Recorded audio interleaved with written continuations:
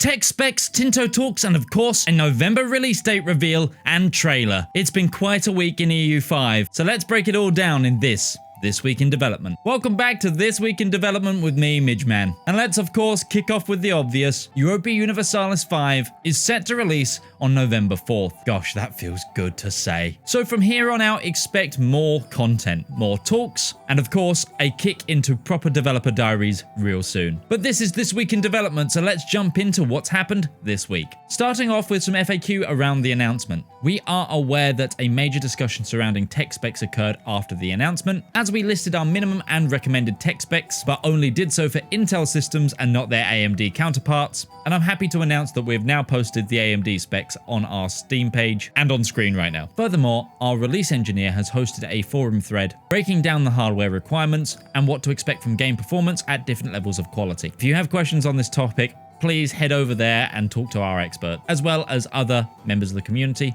who might know more. Now let's get into some Tinto talks. Kicking off on Monday with Pavia and another round of Tinto maps. This time we had number 29, Central America.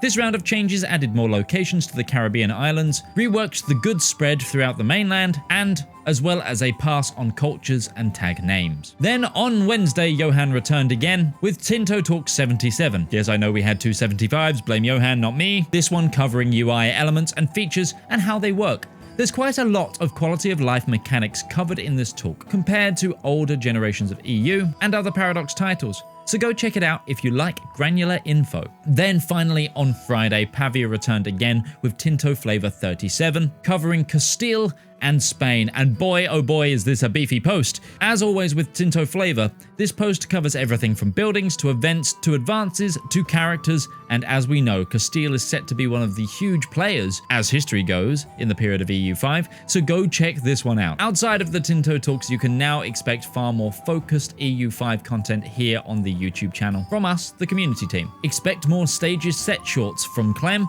covering areas that we didn't cover in our main video. You can also expect nation spotlight shorts, map mode showcases, and more mechanical details as we head closer and closer to release. We'll also soon be bringing you a roadmap on our socials of what kind of main feed content you'll see on the YouTube channel, as we have a whole host of videos to give you all the way up to release. And of course, you'll still have your This Week in Development shorts. You can't get rid of me that easily. Next week, expect a map feedback for South America on Monday, a Tinto talk for mid-game situations in America, specifically the Treaty of Tordesillas and the Great Pestilence, that's happening on Wednesday, and then on Friday we have a Tinto Flavour for Portugal. Remember, pre-purchases are now also available, and until next week, be ambitious.